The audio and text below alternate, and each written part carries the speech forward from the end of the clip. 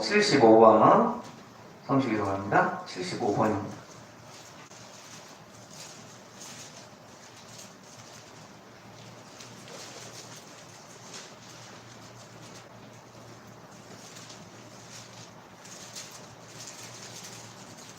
마태복음 6장 75번 성식교독 75번입니다. 마태복음 6장입니다. 그러므로 내가 너희에게 이르노니 목숨을 위하여 무엇을 먹을까 무엇을 마실까 몸을 위하여 무엇을 입을까 염려하지 말라. 목숨이 음식보다 중요하지 아니하며 몸이 무엇보다 중요하지 아니하며 공중의 새를 보라. 심지도 않고 거두지도 않고 창고에 모여들이지도 아니하되 너희 하나님 아버지께서 이르시나니 너희 너희 중에 누가 염려함으로 그 키를 한 자라도 더할 수 있겠느냐. 또 너희가 어찌 누구를 위하여 염려하느냐. 들의 백합화가 어떻게 자라는가 생각하여 보라. 수고도 아니하고 불쌍도 아니하느냐. 그러므로 염려하여 이르기를 무엇을 먹을까 무엇을 마실까 무엇을 입을까 하지 말라. 너희는 다 이방인들이 나와주자 너희를 만나서 이 모든 너희에게 있어야 그런즉 너희는 먼저 그의 나라와 그의 의를 구하라. 하나님이 모든 것을 너희에게 더하시리라. 아멘. 사도신경으로 우리의 신앙을 고백합니다. 전능하사 천지를 만드신 하나님 아버지를 내가 믿사오며 그 외아들 우리 주 예수 그리스도를 믿사오니 이는 성령으로 잉태하사 동정녀 마리에게 나시고 본디오 빌라도에게 고난을 받으사 십자가에 못 박혀 죽으시고 장사한 지 사흘 만에 죽은 자 가운데서 다시 살아나시며 하늘에 오르사 전능하신 하나님 우편에 앉아 계시다가 저리로서 산 자와 죽은 자를 심판하러 오시리라. 성령을 믿사오며 거룩한 공예와 성도가 서로 교통하는 것과 죄를 사하여 주시는 것과 몸이 다시 사는 것과 영원히 사는 것을 믿사옵나이다. 아멘. 앉으셔서 찬송가 325장 찬송 부르시겠습니다.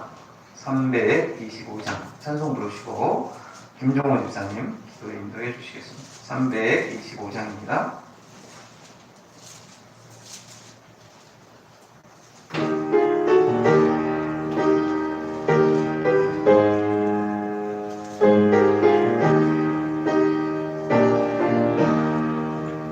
예수가 함께 계시니 시험이 오나건대 기쁨의 근원 되시는 예수를 위해 삽시다. 날마다 주를 섬기며 언제나 주를 드리고 그 사랑 안에 살면서 딴 길로 가지 맙시다. 이 세상 사는 동안에 주 이름 전하면서 무한한 복락 주시는 예수를 위해 삽시다. 날마다 주를 섬기며 언제나 주를 기리고 그 사랑 안에 살면서 딴 길로 가지 맙시다. 친구 없어도 예수는 나의 친구니 불의한 일을 버리고 예수를 위해 삽시다. 날마다 주를 섬기며 언제나 주를 기리고 그 사랑 안에 살면서 난 길로 가지 맙시다. 주께서 심판하실 때 잘했다 칭찬하리니 이러한 상급 받고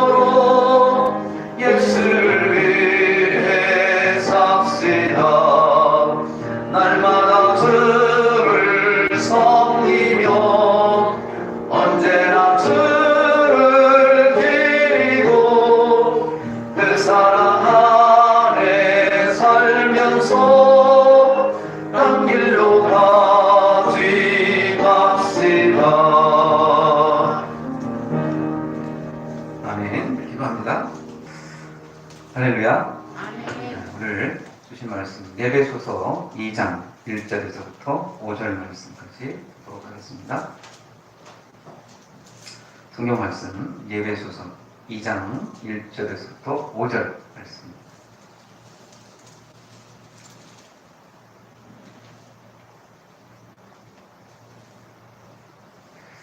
에베소서 2장 1절에서부터 5절 말씀 같이 하나님 말씀 읽겠습니다. 같이 읽습니다. 그는 허물과 죄로 죽었던 너희를 살리셨도다. 그때 너희는 그 가운데서 행하여 이 세상의 풍조를 따르고 공중의 권세 잡는 자를 따랐으니 곧 지금 불순종의 아들들 가운데 역사하는 영이라. 전에는 우리도 다 그 가운데서 우리의 육체의 욕심을 따라 지내며 육체와 마음을 원하는 것을 하여 다른 이들과 같이 본질상 진노의 자녀이었더니 긍휼히 풍성하신 하나님이 우리를 사랑하신 그 큰 사랑을 인하여 허물로 죽은 우리를 그리스도와 함께 살리셨고 너희는 은혜로 구원을 받은 것이다. 아멘. 할렐루야. 아멘. 아멘. 이 영상이 잘 찍히나요? 이 영상이 계속 지난주도 보니까 끊기고 그래서 그렇습니다.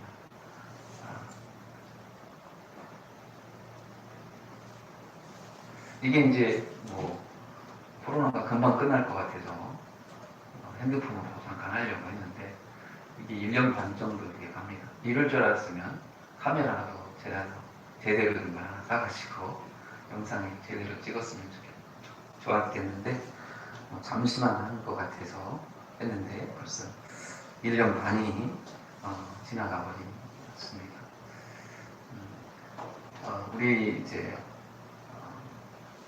유튜브 보는 사람들은 좀 많이 불편할 것 같고 그럴 것 같아서 좀 그렇습니다.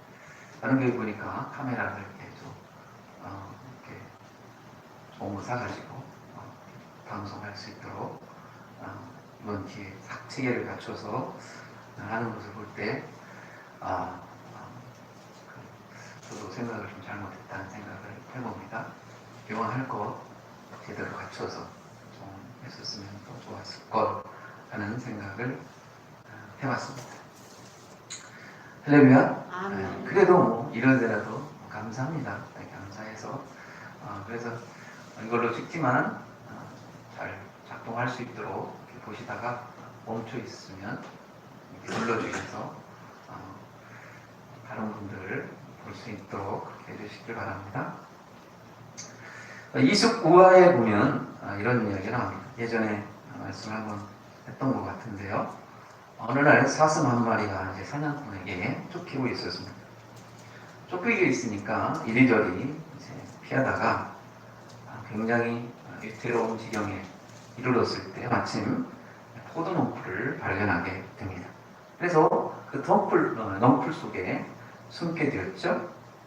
그러면서 이제 속으로 기도하죠.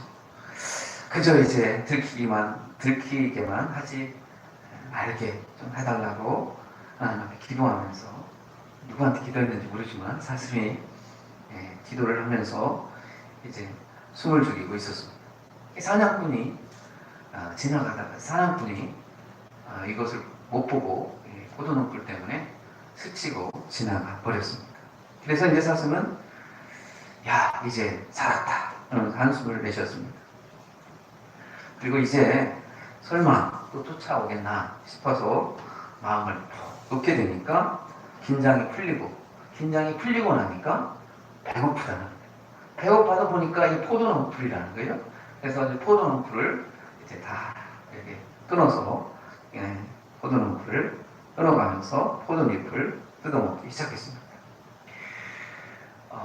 그러다 보니까 지나갔던 이 사냥꾼이 부시럭 소리가 저쪽에서 들려서 이렇게 뒤돌아보니까 사슴이 포도농풀을 다 뜯어먹고 있는 거예요.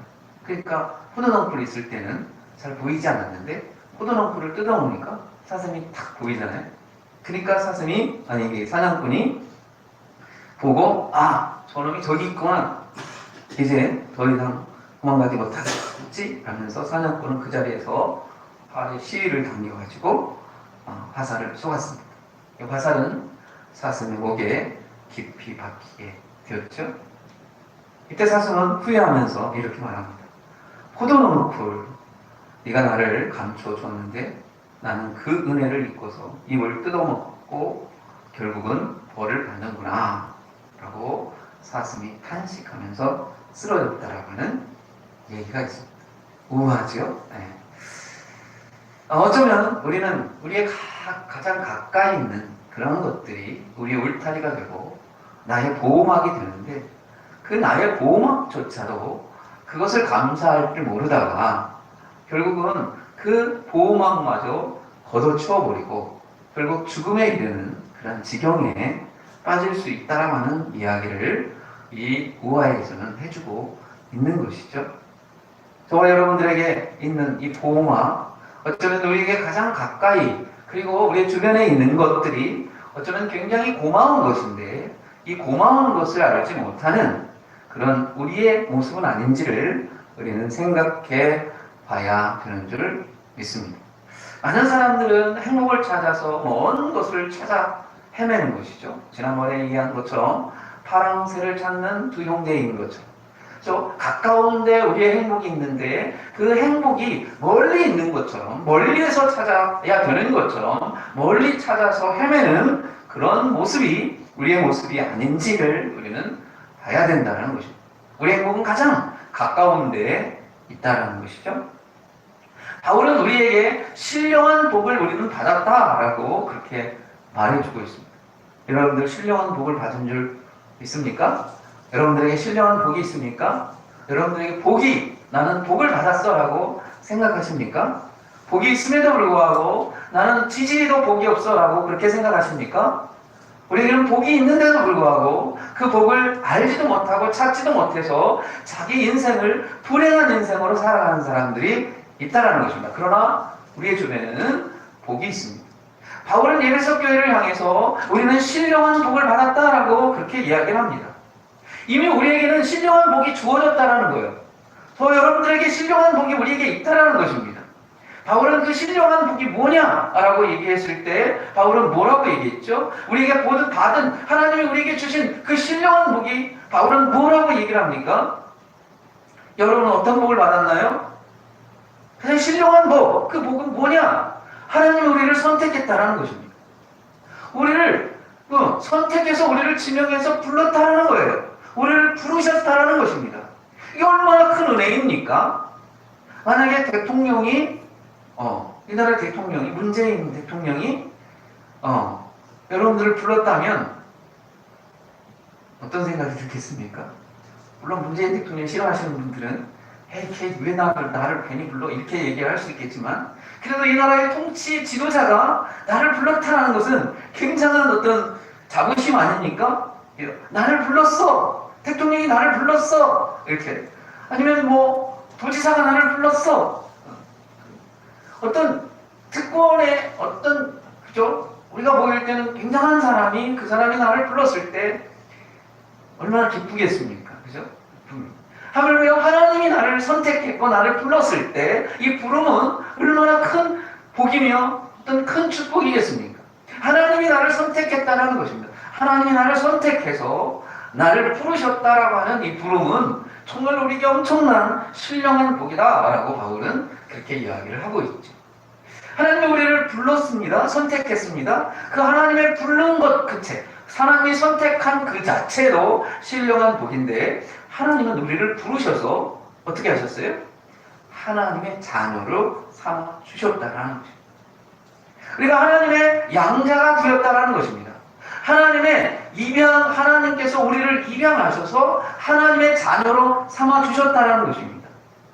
며칠 전에 언뜻 이렇게 교육하는 걸 보니까 예전에는 우리 자녀를 어떻게 낳느냐, 우리가 자녀가 어떻게 생기느냐라고 얘기했을 때 생물학적 관점만 이야기를 했습니다. 그죠? 어떤 것을 통해서 아빠, 엄마의 어떤 것들을 통해서 그것을 통해서 자녀가 생긴다라고 그렇게 생각했는데 요즘은 이제 그렇게 교육하지 않더라고요. 우리가 아이를 내 자녀를 아이를 얻는 방법이 뭐냐라고 얘기했을 때 그죠? 입양이라고 하는 또 다른 방법이 있다 이렇게 얘기합니다. 그래서 우리가 자녀를 갖는 방법이 내가 직접 나와서 아이를 갖는 방법도 있지만 입양이라고 하는 그 통로를 통해서 우리는 아이를 가질 수 있다라는 것이죠. 이것이 이제 보편적인 인식으로 우리는 인식되어야 된다는 것입니다. 우리의 세계에 있어도 인간의 세계에 있어도 입양이라는 제도를 통해서 아이를 자녀 삼는 것처럼 하나님께서는 우리를 본질상 진노의 자녀였던 우리를 하나님은 입양하셔서 우리를 하나님의 자녀로 삼아 주셨다라는 것입니다.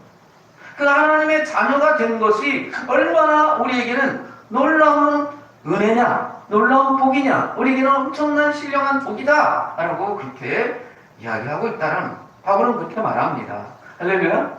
그래서 우리는 하나님의 선택을 받았고 우리는 하나님의 자녀가 되어서 하나님을 아버지라 부를 수 있다라는, 아빠 아버지라고 부를 수 있는 그런 특권이 우리에게 주어졌는데 이 특권이 얼마나 큰 복인가. 그래서 바울은 신령한 복을 우리는 받았다라고 그렇게 이야기를 합니다.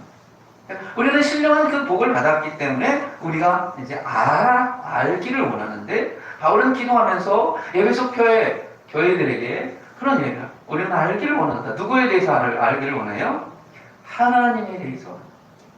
우리를 선택하셨고 우리를 자녀 삼으신 그 아버지에 대해서 우리는 알아야 되는 것이죠. 좀 알았으면 좋겠다라는 것입니다. 바울은 그것을 기대하는 거죠. 우리가 하나님을 알았으면 좋겠다라고 바울이 그렇게 이제 기도를 하고 있는 것입니다. 내가 기도할 때에 이렇게 얘기하면서 우리 주 예수 그리스도 하나님 영광의 아버지께서 지혜와 계시형을 너희에게 주사 하나님을 알게 하시고 하나님을 알게 했으면 좋겠다라는 것입니다. 그래서 우리는 하나님을 자꾸 알아가야 되는 것이 어쩌면 우리의 본분인 것이죠. 왜? 하나님이 나를 선택했고 나를 자녀 삼으셨으니까 내가 아버지에 대해서 좀 구체적으로 더 많이 알았으면 좋겠다라는 것이 자녀된 자의 도리가 아니겠습니까? 그렇지 않습니까?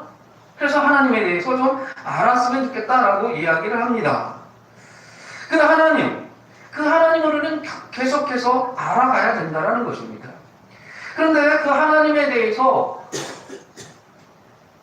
사람들은 알려고 하지 않습니다. 하나님을 알려고도 하겠죠. 근데 그 하나님은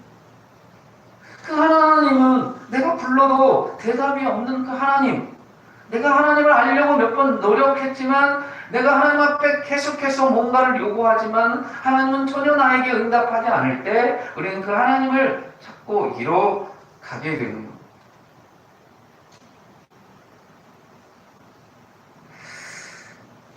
참 오늘날 우리가 하나님을 알아야 되는 그런 요청이 있는데 불구하고 우리는 여러 가지 이유로 하나님을 잘 알지 못합니다. 우리에게 가장 현재 어려움은 뭐냐면 하나님을 잃어가고 있다는 것입니다.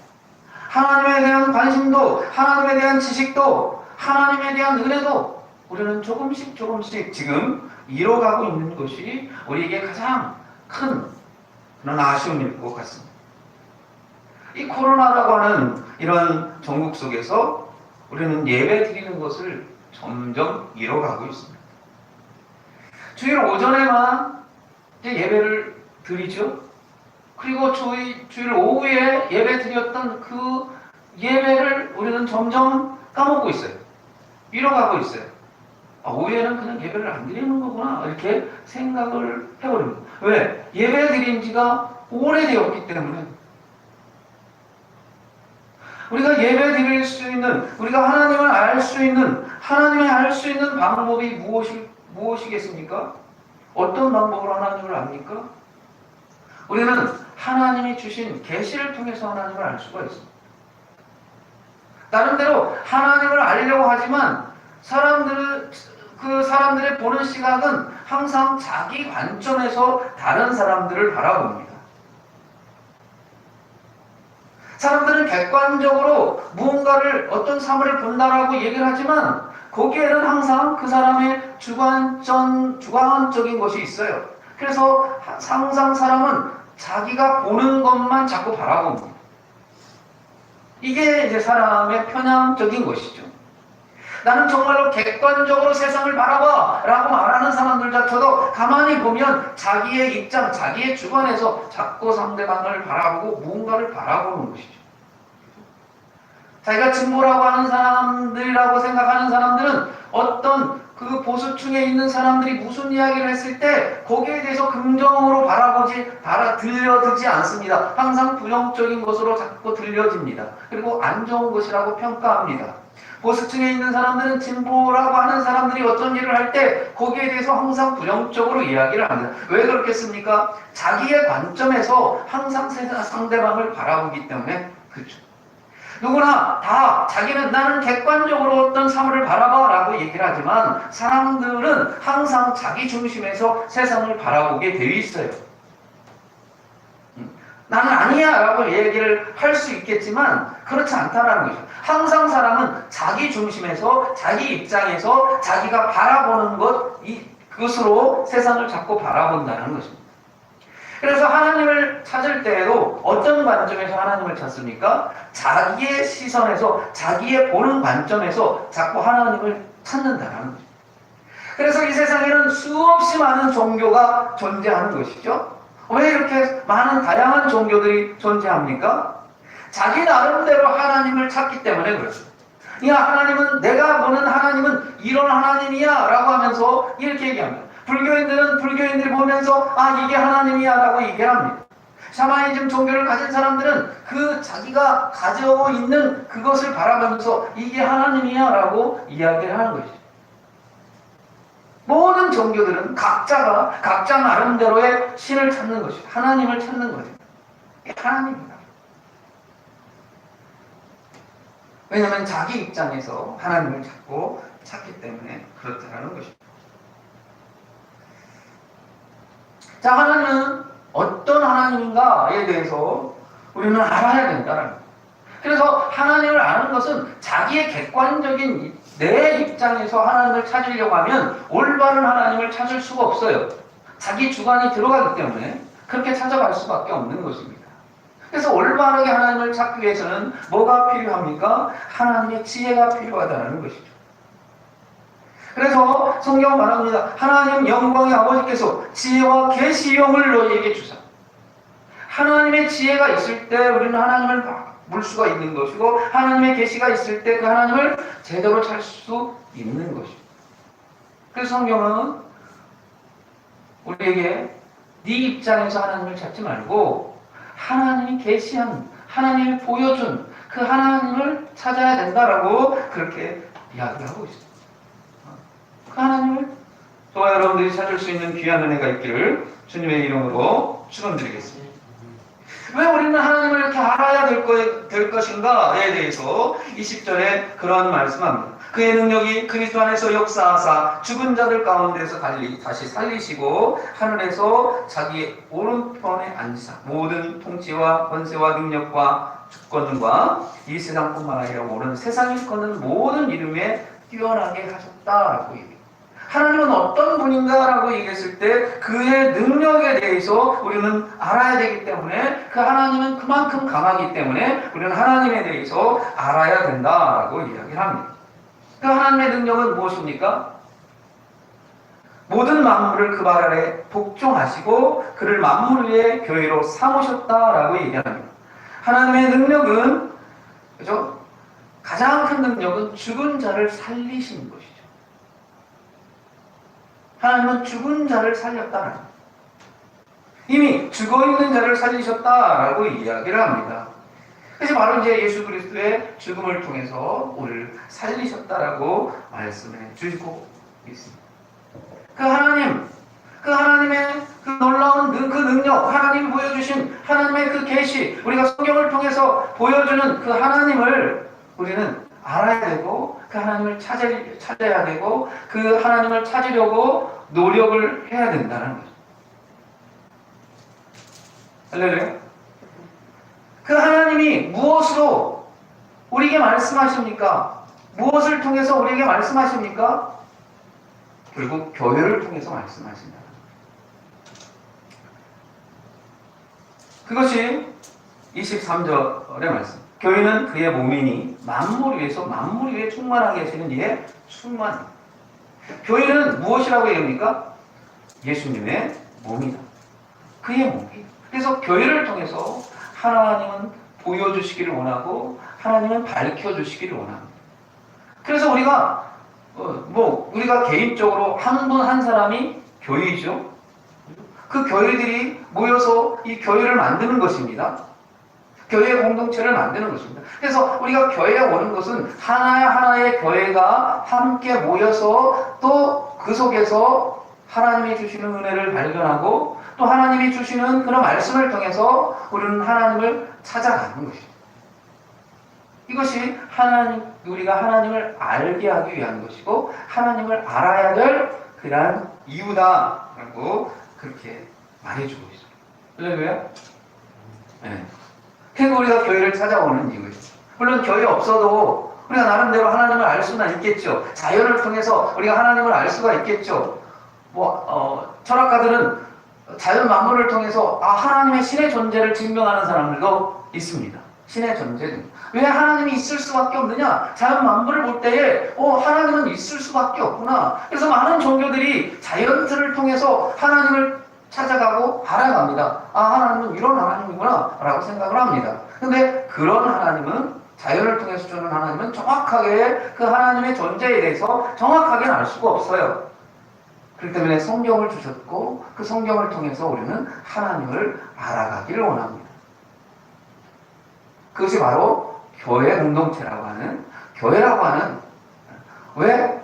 예수 그리스도의 몸이기 때문에 그 교회를 통해서 우리는 하나님을 알아가는 것입니다. 우리가 교회에 찾아오는 이유도 거기에 있어요. 근데 가장 큰 슬픔은 뭐냐면 이 교회를 자꾸 오지 못하게 하는 방해 요소들이 끊임없이 일어난다는 것입니다. 자, 이렇게 이 교회를 통해서 하나님께서 말씀해 주시는데, 오늘 성경의 1장에 보면 우리는 과거에 이미 죽었다라고 얘기합니다. 그러니까 오늘 말씀해 보면 우리는 죽는 그 이유가 뭐냐면, 죽음의 그 이유가 뭐냐면, 죽음이 오는 그 이유가 뭐냐면 죄와 허물 때문에 그랬다. 우리 육체적 죽음, 많은 사람들이 우리는 죽음을 보잖아요. 그 죽음이라는 것이 뭐죠? 죽는다는 것이 뭡니까? 사람이 죽었다라고 말하는데 그 죽었다라고 말하는 것이 무엇이죠? 그 죽음은 우리의 육체와 영혼이 분리되는 것입니다. 우리 몸에 있는 우리의 영적인 기능, 인식하는 것, 그 인식하는 것이 죽어갑니다. 그래서 우리 영이 우리 육체에서 떨어져 갔을 때 그 사람을 우리는 죽었다라고 이야기합니다. 영적인 죽음은 어떤 것입니까? 하나님에게서 멀어지는 것이 영적인 죽음입니다. 분리되는 거예요. 하나님과 분리되는 거. 하나님께서 자꾸 멀어지는 거. 이것이 바로 영적인 죽음인 거죠. 바울은 에베소 교회를 향해서 이미 우리는 죽었었다라고 얘기합니다. 죽었다. 우리는 자꾸 분리되는 거예요.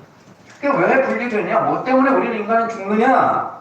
죄와 허물 때문에 죽는다. 뭐 때문에 죽는다고요? 죄와 허물로 죽었다.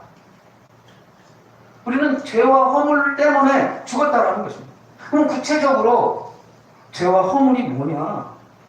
죄와 허물.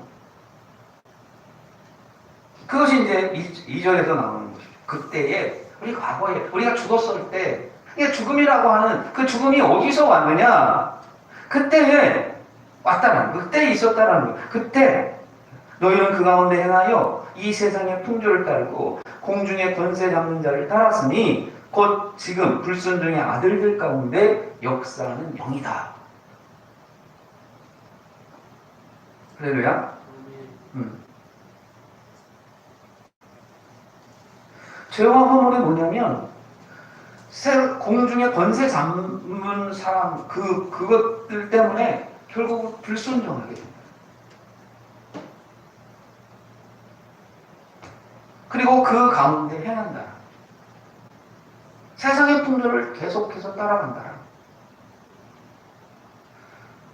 살아있는 물고기는 세상을 거슬려서 살아있는 물고기는 물을 거슬려서 위로 올라가는. 근데 죽어있는 물고기는 어떻습니까? 그 물에 따라서 흘러내리는 거예요. 이 세상의 풍조는 계속해서 하나님에게서 멀어지게 하려고 하는 것들이 이 세상의 풍조라는 것입니다.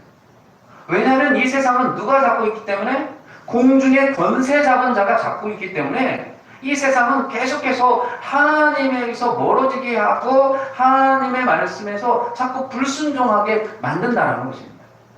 말씀에서 자꾸 멀어지게 만드는 것이 이 세상의 풍조라는 거예요. 그게 보면 아담과 하와가 나옵니다. 근데 아담과 하와가 하나님 앞에 불순종하게 되는 거죠. 근데 왜 하나님 앞에 불순종하게 됩니까? 뱀이라고 하는 사단이 찾아와서 이제 누구에게?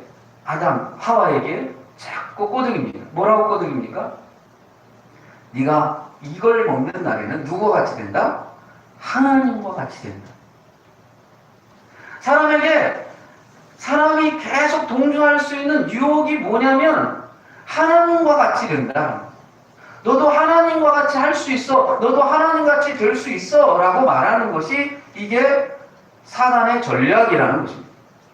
공중의 권세 잡는 자의 전략이라는 것입니다. 그래서 하나님의 말씀에 계속해서 불순종하게 만듭니다. 하나님의 말씀을 듣지 않도록 만드는 것이죠. 이것이 사단의 계략이라는 것입니다. 오늘날 얼마나 많은 것들이 우리가 하나님의 말씀에서 불순종하게 만듭니까? 많은 사람들이 얼마나 많은 교만에 이르게 됩니까? 요즘에 많은 과학이 발달하게 됩니다. 심지어는 인간을 만들 수 있는 그런 기술에까지 오게 되는 것이죠.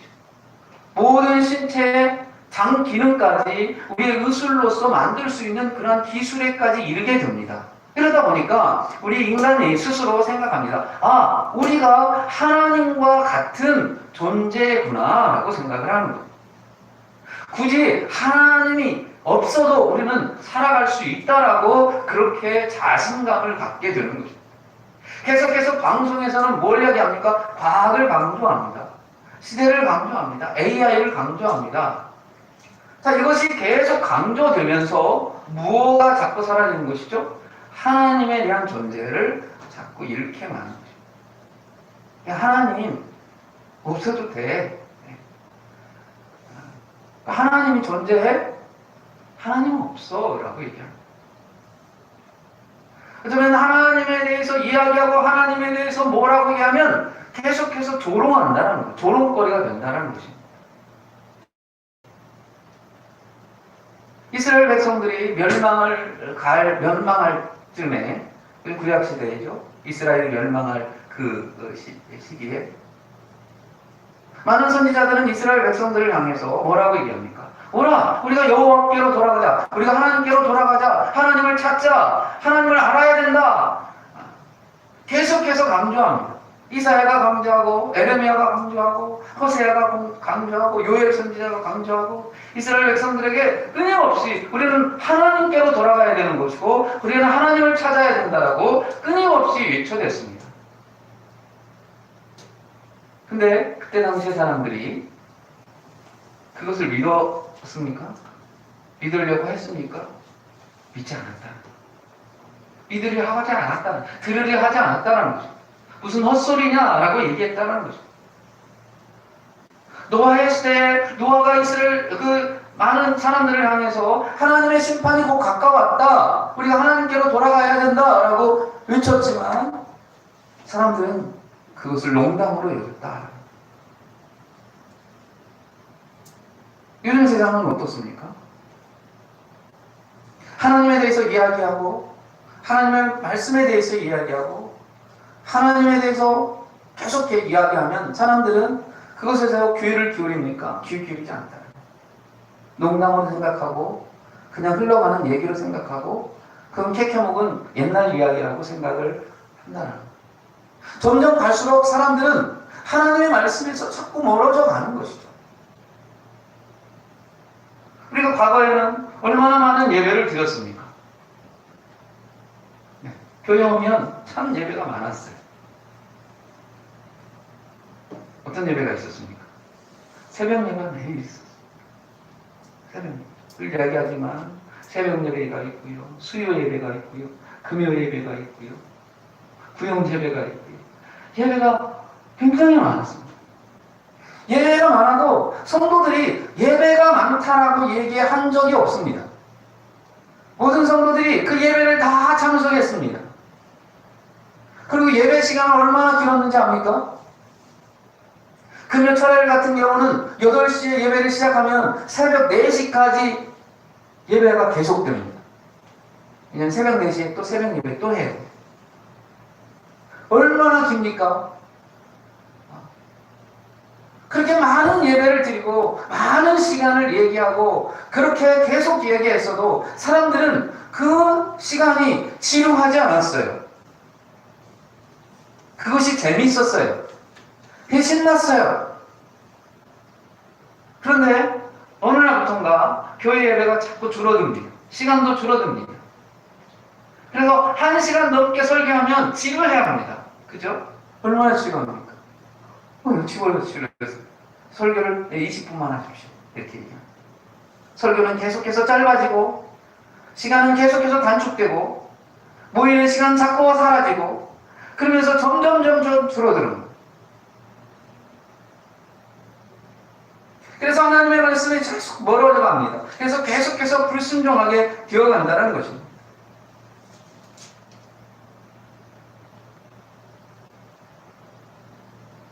그래서 3절은 말합니다. 전에는 우리가 다 그 가운데 행하였다. 그리고 우리의 육체의 욕심을 따라 지내며 육체의 마음이 원하는 것을 하여서 다른 이들과 같이 본질상 진노에 장하였다. 이게 하나님의 말씀에서 자꾸 멀어지는 것. 왜 하나님에서 자꾸 멀어집니까? 멀어지는 이유가 뭐냐면 육체의 욕심을 따라 행하게 된다.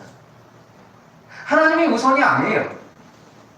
말씀이 우선이 아니에요. 교회가 우선이 아니에요. 뭐가 우선이 되었습니까? 내 욕심이 우선이 되었다는 거. 내가 좀 편했으면 더 좋겠고 내가 더 많은 것을 가졌으면 좋겠고 이런 것들이 인간의 욕심이 자꾸 커지는 것이죠. 옛날에는 작은 것 가져가도 작은 것이라도 감사할 줄 알았습니다. 그런데 지금은 별로 감사하지 않아요. 물론 여기에는 여러 가지 이유가 있겠죠. 정부에서 끊임없이 뭐 주다 보니까 작은 것 주면 이게 감사가 안 나오는 거죠. 뭔가 주다가 안 주면 괜히 화가 나는 거예요. 왜냐하면 점점 감사가 사라지기 때문에 자기의 욕심이 자꾸 커지는 거예요. 우리의 욕심은 자꾸 커집니다. 누군가가 뭘 주면 감사하지만 주지 않으면 원망하게 되는 것이죠. 그렇지 않습니까? 네. 며칠 전에 기독교 연합회, 여주 기독교 연합회에서 시장을 찾아가지고 왜 교회는 안 주냐 이런 식으로 얘기했다는 거죠. 교회도 은연 중에 이런 물결에 따라가게 됩니다. 왜냐하면 모든 그런 우리나라에 코로나 때문에 안 오른 어떤 직종이 있습니까? 다 어렵죠. 다 어려운데 어느 한 곳에 어떤 직원이 가면 저기는 주고 우리는 안 받아도 되겠지 이렇게 생각하지 않죠. 왜 저기는 주고 왜 우리는 안 줘? 이런 생각이 듭니다. 누구는 주는데 왜 나는 안 줘? 요즘에 재난지원금 얘기하면서 88%인가요? 88%만 주고 12%는 안 주겠다 이렇게 얘기하니까 돈 많이 버는 사람들 그 사람들은 안 주겠다 얘기하니까 그 12%가 불만인 것이죠. 왜 우리는 안 줘? 나는 세금 내가 더 많이 내는데 왜 나는 안 줘? 이렇게 얘기하는 거예요. 계속해서 우리는 어떤 방법으로 어떻게 이야기를 해도 또 거기에 대한 불만이 항상 있습니다. 모든 사람 다 주자 이렇게 하면 왜 돈 많이 버는 사람 왜 줘? 또 불만이 많은 거죠. 그러면 돈 많은 사람 주지 마. 그러니까 돈 많은 사람은 왜 우리는 안 줘? 이렇게 얘기하는 거죠. 계속해서 불만만 터져나옵니다. 이래도 불만 저래도 불만이죠. 왜 그렇습니까? 자기의 욕심에 따라서, 육체의 욕심에 따라서 자꾸 행하기 때문에 그렇습니다. 사람들은 욕심이 자꾸 커져요. 가장 큰 욕심은 뭐죠? 돈에 대한 욕심. 많은 사람들은 돈에 대해서. 그래서 하나님 앞에 예배를 드리는 것보다 뭐가 더 우선시이 됩니까? 돈 버는 일이 우선시. 그래서 돈 벌러 가야지. 오늘 주일이야. 주일은 지켜야 돼. 예배 시간은 내가 생명을 걸고 지켜야 돼. 과거에는 그런 생각을 했습니다. 우리 선조들은. 그런데 지금 사람들은 우리들조차도 그럽니까? 여유가 있으면 교회 가고 여유 없으면 직장 가고 이렇게. 우선순위가 바뀌었어요. 내가 먼저예요. 하나님의 말씀은 저 뒷전에 있습니다. 교회 가는 것은 저 뒷전에 있어요. 그냥 내가 먼저 나의 것을 채우면 되는 것이죠. 언제부턴가 우리 인간의 속에는 계속해서 인간의 욕심이 계속해서 넘칩니다. 차고 넘칩니다. 하나님의 예물을 드리는 하나님 앞에 우리는 11조를 드려야 된다라는 것이 우리 기독교인들의 의무였습니다. 그죠? 예전에는 교회를 다니는 사람들은 다 11조를 드리는 것이 그게 가장 기본적인 신앙이라고 생각을 했습니다. 근데 어느 날부터인가, 어느새부터인가 교회를 다니는 사람들조차도 그죠? 11조는 그냥 드리는 사람만 드리는 겁니다. 안 드려도 된다라고 생각을 합니다. 그래서 11조도 개념이 바뀌어버립니다. 네. 그죠? 그냥 내가 여유 있는 것을 11조로 드리는 거. 하나님께서 구별해서 드리는 것들이 언제부턴가 점점 사라집니다. 나의 상황에 따라서, 나의 욕심에 따라서 그저 그렇게 구분해서 그냥 드리는 거죠. 근데 형식적으로 되어가게 되는 거죠. 그것들은 다 무엇 때문에 그렇습니까? 욕심 때문에 그렇습니다. 인간의 욕심이 자기 중심의 욕심으로 자꾸 가게 됩니다. 그래서 시간도 내 중심으로 시간을 갖게 되는 거고, 물질도 내 중심으로 물질의 관념을 가지게 됩니다. 그것에 따라서 자꾸 가니까 어떻게 됩니까? 자꾸 불순종하는 것이죠. 말씀에 대해서 불순종하는 거죠. 말씀을 자꾸 하나님의 말씀을 주는데 그 말씀을 자기의 기준에서 자꾸 잘라내버리는 거예요. 자기 기준에서 이건 아닌 것 같아. 자기의 입맛에 맞게 말씀을 대가내고 들을 것만 듣는 것이죠. 그래서 하나님의 말씀에 불순종하게 되는 것이죠. 그 결과는 뭐가 되겠습니까? 진노의 장다. 심판을 받을 수밖에 없는 거죠. 진노로 갈 수밖에 없다. 이렇게. 이것이 우리의 과거의 모습이었다. 근데 그 과거의 모습으로 자꾸 회귀하려고, 자꾸 돌아가려고. 인간의 본성은 그런 거잖아요. 자꾸 과거로 자꾸 돌아가고 싶다. 편한 것으로 자꾸 가고 싶은 것이 인간의 욕망. 바울은 예배소 교회를 향해요. 우리가 과거에 그런 모습이었는데 왜 자꾸 그쪽으로 돌아가려냐? 우리는 그곳에서 이미 허물과 죄로 죽었다. 그 죽었던 우리를 하나님은 살리셨다. 너희를 살리셨다. 회복하셨다. 라고 말합니다. 주님이 말씀하시는 것입니다.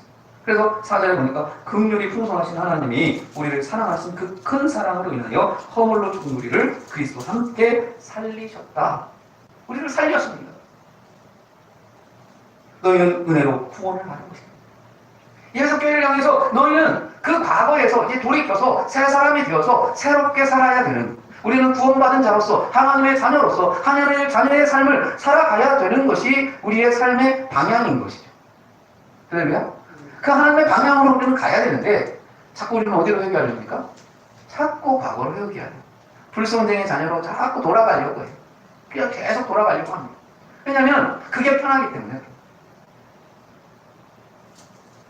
신앙생활도 그게 편하잖아요. 예전에는 정말로 열심히 새벽 예배 나오고 막 수요일날도 나오고 금요일날도 나오고 막 이렇게 나왔었어요. 그런데 이제 이런 것들이 자꾸 끊어지잖아요. 안 나가봐요. 그럼 어떻습니까? 편해지죠. 한두 번 안 나가면 편해요. 우리가 신앙생활도 그렇지만 어떤 일도 마찬가지죠. 하면 힘들고 그 힘든 그 과정 속에서 은혜를 맛보고 기쁨을 맛보면 참 거기에서 또 행복을 찾을 수 있는 건데, 반대로 자꾸 하지 않으면 하기가 싫어지는 거죠. 일도 하지 않으면 하기가 싫어지는 거죠. 신앙도 마찬가지입니다. 계속 하다가 안 하면 싫어지는 거예요. 예배도 드리다가 예배 안 드리면 편해지는 것이고 쉬워지는 것이고 안 드려도 괜찮다라고 생각을 하는 것이죠.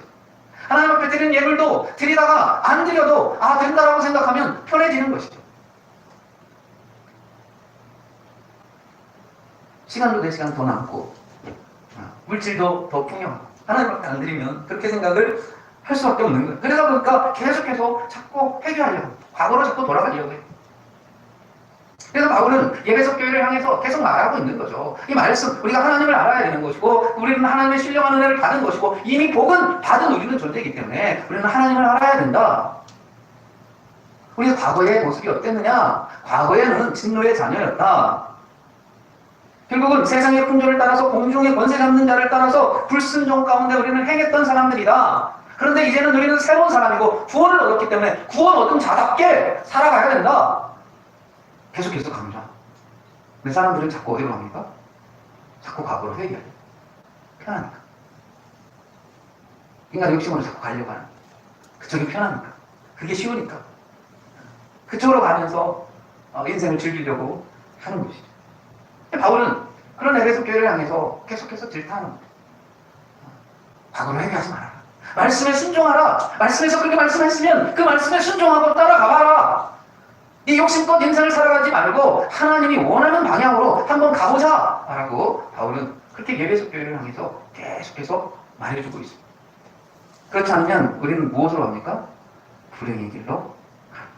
우리 인간의 욕심을 따라서 그 욕심을 따라서 막 가면 그게 편하고 쉬울 것 같지만 결과적으로는 그것은 우리에게 진노가 오는 것이고 결국은 그것은 우리에게 불행을 가져오는 것밖에 될 수가 없는 것이죠. 우선 먹기는 꽃감이 달다고요. 아담에게 뱀이 얘기해서 막 얘기하죠. 와, 하나님처럼 선악과를 먹어라 얘기했을 때 우선 먹으니까 맛있습니다. 답니다. 근데 결과는 무엇입니까? 에덴 동산에서 쫓겨나는 것이죠. 하나님의 진노의 자녀가 되는 것이죠. 진노의 그 속에서 고통을 당할 수밖에 없는 거죠. 지금 내가 편하다고, 지금 내가 쉽다고, 내가 그 쉬운 방법을 자꾸 선택하면 이 결과가 그 결과로 갈 수밖에 없는. 지금 힘들고 어렵더라도 내가 하나님 앞에 더 가까이 가는, 하나님을 찾고자, 하나님의 말씀을 찾고자 노력하는 그런 수고하는 그 수고가 필요하다라고 이야기를 합니다. 바울은 오늘 말씀 속에서 허물로 죽은 우리를 그리스도와 함께 살리셨다. 너희는 은혜로 구원을 받은 것이다. 그 은혜의 구원을 잊어서는 안 된다라고 바울이 우리에게 말씀을 주고 있습니다. 또 여러분들이 하나님의 말씀을 기억할 수 있는 귀한 은혜가 있기를 주님의 이름으로 축원드리겠습니다. 시대가 가면 갈수록 더 예배드리기 어려운 상황이 옵니다. 이것이 금방 끝날 것 같고 금방 회복될 것 같지만 회복되지 않잖아요. 이보다 더 심한 것들이 앞으로는 계속 온다는 것입니다. 예전에는 예배를 못 드리는 것이 어떤 외부의 침입이나 어떤 강제적인 어떤 전쟁이나 이런 걸 통해서 우리는 예배를 못 드릴 것이다라고 그렇게 생각을 했었습니다. 우리가 나라를 잃었을 때 일본 분들이 막 압제했잖아요. 일본 군사들이 군인들이 있어서 예배를 못 드리게 문을 막기도 하고 신사참배하도록 강요하고 십자가 받고 가라고 하고 이렇게. 그래서 우리는 그런 경험 때문에 우리가 예배를 못 드리는 경우가 있다면 아마 외세의 침입으로 인해서 그런 것으로 인해서 우리가 예배를 못 드릴 것이다 라고 생각을 했었는데 그게 아닌 것이에요. 어떤 질병으로 이 코로나라고 하는 이런 것들을 통해서 예배를 못 드리게 하는 것이죠. 예배를 못 드려요. 정부에서도 어떤 정당한 방법이에요. 야, 코로나 우리는 예방해야 되기 때문에 거리를 둬야 되고 교회 20명 모이면 안 되고 다 먹으면 안 되고 이렇게 자꾸 얘기를 합니다. 정당한 방법이죠. 근데 결과적으로는 교회 예배를 못 드리게 하는 거죠. 결과가 교회를 예배를 못 드리게 하는 거죠. 이런 예들이 계속해서 앞으로 가면 갈수록 더 많아진다는 것입니다. 이게 성경적인 원리, 성경에서 말하고 있는 거예요. 공산국가에서 간증했던 분이 그런 얘기를 하잖아요. 이런 시대가 올 것이다 했는데 공산국들이 막아가지고 예배를 못 드린다. 우리는 어떤 공산국이나 이런 것들을 통해서 예배를 못 드리는 줄 알았는데 코로나가 우리를 예배를 못 드리게 합니다. 계속해서 좀 들을만 하면 또 확 퍼지고 들을만 하면 확 퍼지고 그래서 계속 못 드리게. 백신 나와서 이제 드릴 것 같았는데 왜 백신 맞았어도 돌파가 있대요? 또 걸린대요? 도대체 언제까지 있어요? 그러니까 우리가 계속해서 예배를 미루게 되고 이런 저런 이유로 하나님께서 자꾸 멀어지게 되면 더 멀어지게 돼요. 더 멀어지게 하는 것들이 자꾸 생겨납니다. 그런데 이것을 돌파해야 돼요. 이것을 뚫고 가야 돼요. 돌파 백신이 나온 것처럼 우리의 돌파력이 있어야 돼요. 우리의 신앙의 돌파력이 있으면 그걸 뚫고 갑니다. 가면 이겨내고 이길 수 있는 힘이 생기고 또 거기에서 예배 활력을 찾을 수가 있어요. 근데 자꾸 밀리다 보면 세상의 풍조에 자꾸 밀리게 되고 세상의 풍조에 자꾸 밀리게 되면 결국 하나님의 말씀에 불순종하게 되고 결국은 우리의 신앙을 잃게 된다고 하는 것을 바울은 말하고 있습니다. 여러분 힘든 시기에 우리는 살고 있습니다. 저는 우리는 죽으라고 우리의 신앙을 지키기 위해서 죽으라고 힘쓰지 않으면 우리의 신앙을 지킬 수 없는 그런 위기에 우리는 봉착해 있다는 거예요. 그 때문에 우리는 이럴 때일수록 더 힘써야 되는 것이고 더 노력해야 되는 것이고 더 무릎 꿇어야 되는 것이다. 이 말씀을 저와 여러분들이 잘 기억할 수 있는 귀한 은혜가 있기를 주님의 이름으로 축원드리겠습니다. 아멘. 기도합니다.